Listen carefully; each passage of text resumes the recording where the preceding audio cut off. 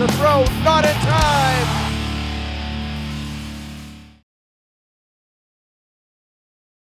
Hello and welcome back to Timber Talk, your show for all the latest on Walpole High sports. I'm Sawyer Regan. And I'm Brady Goldman. And we're excited to be with you today. This week in Walpole High School sports was filled with excitement. We'll start with volleyball. The girls' volleyball team started the season 0-2, and so they needed a win to get back on track. The Framingham Flyers came to town last Tuesday, also hoisting a winless record, and so both teams would be battling for their first win. We'll open this one up in the first set, where Walpole is already on top 8-4, and Kira Brennan makes it 9-4 with a booming serve that the Flyers cannot return. Later on in the first, Walpole within 1 point of the set victory, and Nora Finn provides a difficult serve, which Framingham again has trouble getting over, and the Timberwolves win the set. Transitioning to the third, Walpole is down 22-19, but battles well in this point, and tri-captain Brooke Harrington makes an incredible diving save, which results in Madeline McCarthy tapping it over the net to win the point. Now it's match point for the Timberwolves, and Framingham still trying to fight their way into it, but Walpole sets up the spike for McCarthy again to win the set and get their first win of the season. The Timberwolves now stand at 1-4 on the season with subsequent losses to Bishop Feion and Needham, but they'll be back in action this week to take on Weymouth on the road and Braintree at home. Girls field hockey also took on Framingham at home last Monday, and we're looking to keep the winning streak going. The Flyers, like their volleyball team, are winless coming into this one, and we're looking to pull a huge upset. We'll start here in the first quarter, where it's already 2-0, and Ava Karakolaitis catches this one off the ricochet and makes it 3-0 early. Still in the same quarter, it's already 5-0, yet Nadia McKenzie decides to do this one herself, making it 6-0 by the end of the first quarter. Transitioning to the second now, it's already 9-0, and Kristen Berry makes it look easy for her second goal of the day, makes it 10-0. Now later in the second, the score is still 10-0, and it's senior Lily Basanti adding on to the carnage, making it 11-0 going into the half.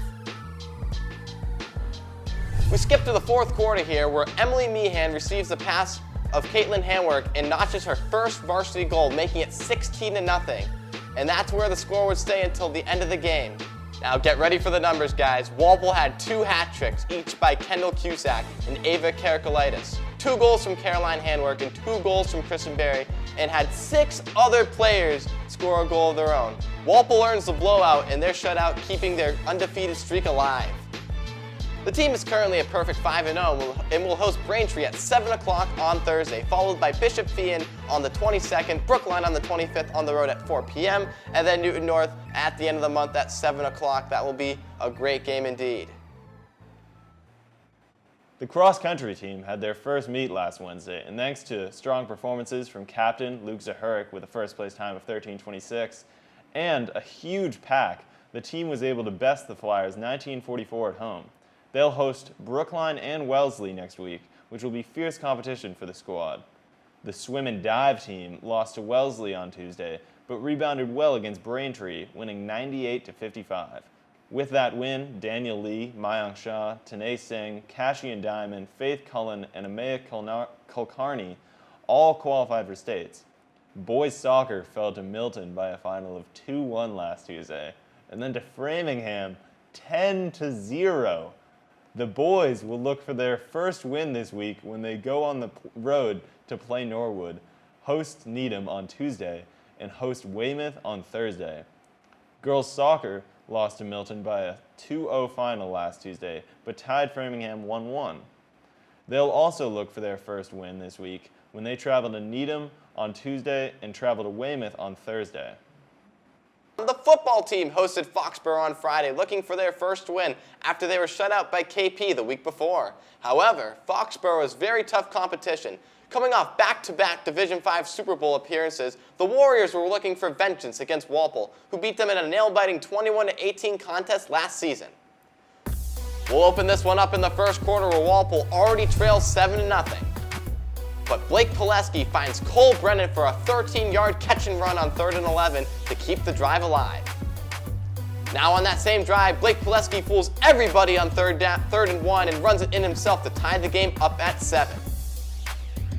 Moving to the second quarter, following a Foxborough touchdown, Blake Pileski is going to roll to his right and find Brennan yet again on the 2nd and 9 for 17 yards.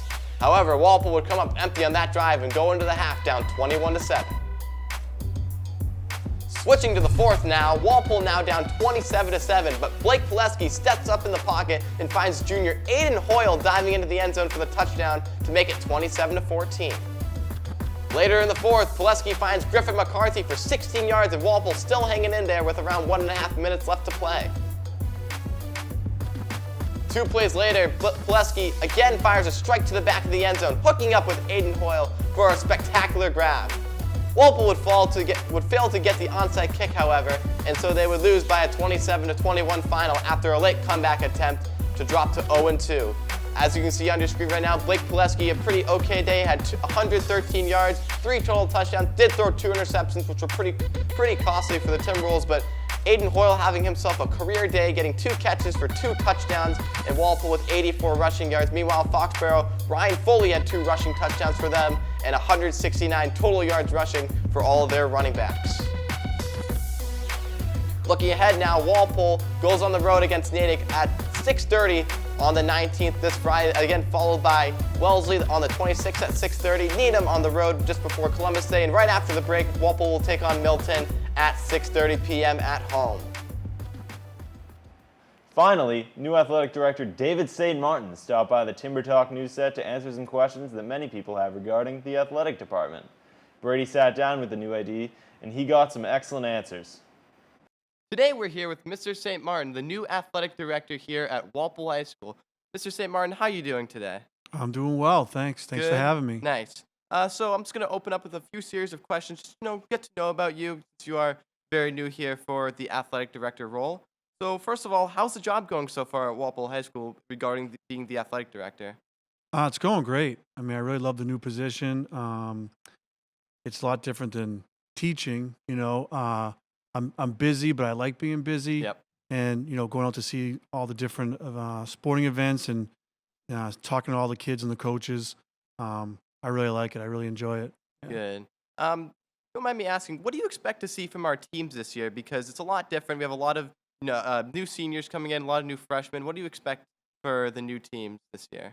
Well, I mean, for the fall season, we're off to a pretty good start. I know a lot of the teams are young, so they're trying to learn and trying to get a little bit better. The field hockey program is off to a good start, as they usually are. Yep.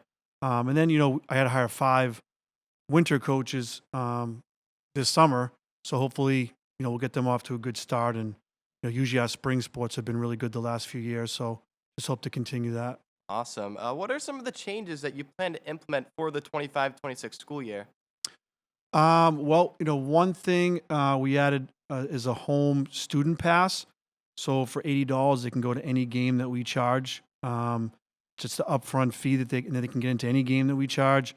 We also started a captain's council. So once a month, I meet with the captains and try to get just a kind of pulse of the school and the sports, and trying to get them to support each other. They also have a discounted pass for them to go to games, and I'm asking them to get to more games. We're just trying to support all of our athletic events this year, and trying to implement that, and trying to get more students to go to see more events and to support each other. But those are kind of the 2 new things that we're trying to do, and then we'll see what else we come up with during the year. Awesome. What's your favorite part of this job so far? It's just talking to a lot of the kids and getting out to seeing more sports. I'm a coach, so I like going to games and meets and matches, but I really, as a teacher, I tried to get out to see a lot of the different ones, but I really didn't get a chance to see all the sports. So for me, it's exciting to kind of go to the practices and talking to the kids and talking to the coaches and trying to show up and show them that I really care about all the sports that we have there, not just a couple. I think they're all important, and for me to show them that it's important. Yeah. Is there somebody who you look up to, like a mentor per se, when you're doing your athletic director job? Because I know a lot of people do have those. Yeah. Coach Tompkins is the guy that I look up to, and I still lean on him for advice. He was the athletic director when I was the coach here, and it's just good to have his perspective on things. I think he's just a great person, and he did a great job as athletic director, and people really like him. And I think, but they also respect him. And for me, that's important to Yeah. be respected and liked. And he's a guy that I lean on and look up to, and hopefully do as good a job as he did when he was here. Yeah, awesome.